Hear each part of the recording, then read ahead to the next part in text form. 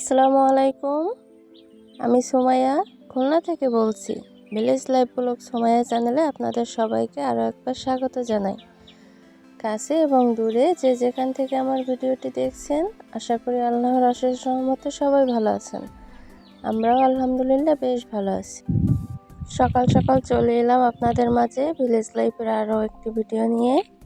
আশা করি ভিডিওটি আপনাদের কাছে ভালো লাগবে।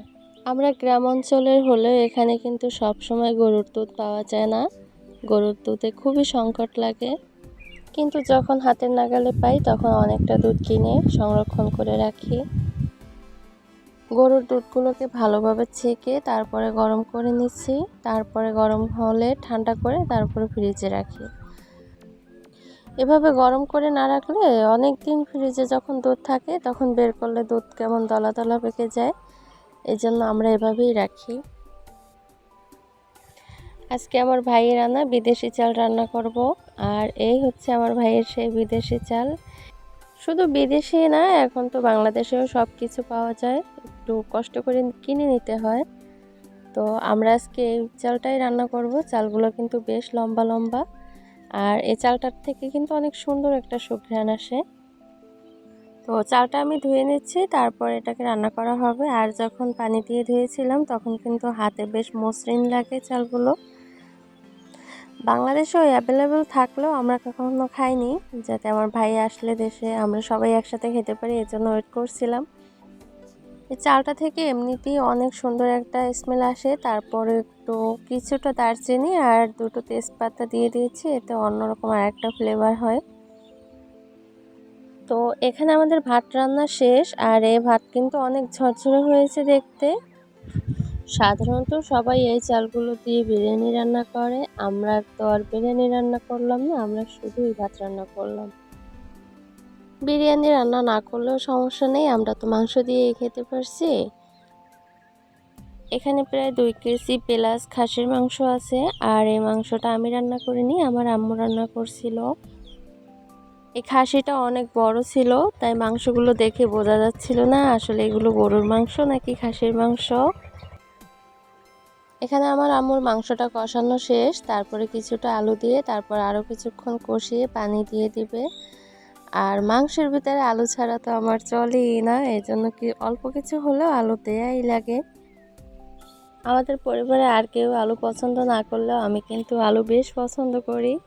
আমাদের মাংস রান্না তো শেষ, এখন খাবো। মাংসের কালারটা কিন্তু অনেক সুন্দর হয়েছে দেখতে।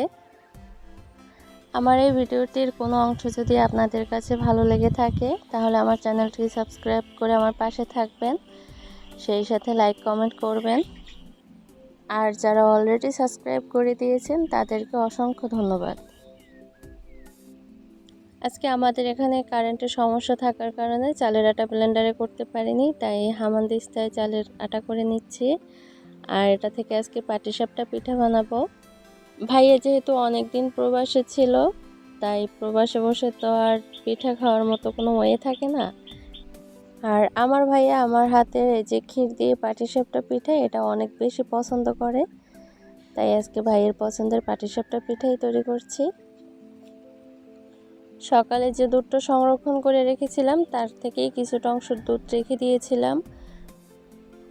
আর এই গরুর দুধ দিয়েই আমি পাটিসাপটা পিঠার ক্ষীরটা তৈরি করে নিচ্ছি। দুধগুলো ভালোভাবে গরম করে নিয়ে তারপরে স্বাদ অনুযায়ী চিনি আর কিছুটা লবণ দিয়ে দিচ্ছি। চিনিটা গলে যাওয়ার পরে সামান্য কিছু চালের আটা আর সুজি দিয়ে আমি ক্ষীর তৈরি করে নেব। আর আমি তো এভাবেই ক্ষীর তৈরি করি। এখানে ক্ষীরের ভিতরে শুধু সুজি দিয়েও করা যেতে পারে, সেই ক্ষেত্রে হালুয়ার মতো হয়ে যাবে। তো আমি কিছুটা চালের আটাও অ্যাড করে দিয়েছি। আমার ক্ষীর রান্নাটা শেষ, এভাবেই নামিয়ে নেব। এটা নামানোর কিছুক্ষণ পরে এটার ঘনত্বটা আরও বেড়ে যাবে।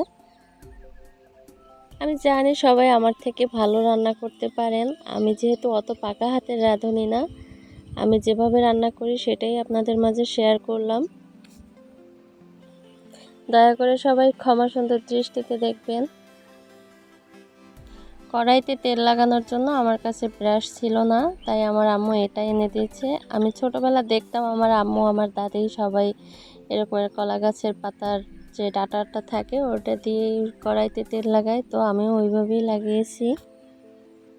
আর এই পিঠাটা বানানোর জন্য আমি এখানে ননস্টিক ফ্রাই প্যান ব্যবহার করেছি, এতে করে আমার পিঠা উল্টানোটা সুবিধার হয়েছে। এখানে আমি চালের গুঁড়া, আটা আর কিছুটা গুঁড়া দুধ আর লবণ আর চিনি দিয়ে একটা ব্যাটার তৈরি করে নিয়েছি। পাটিসাপটা পিঠার ব্যাটারটা একটু পাতলা হলেই ভালো হয়, আর আমারটা মাশাআল্লাহ পারফেক্টই হয়েছিল। 1.5 চামচ পরিমাণে ব্যাটার কড়াইতে দিয়ে ঘুরিয়ে ঘুরিয়ে রুটিটাকে বড় করে নিয়েছি। তার উপর থেকে কিছুটা ক্ষীর দিয়ে ভাঁজ করে নিলেই পিঠাগুলো তৈরি হয়ে যায়। আর আমার পিঠাগুলো কিন্তু মাশাআল্লাহ অনেক টেস্টি হয়েছিল, সবাই খেয়ে যা বলছিল।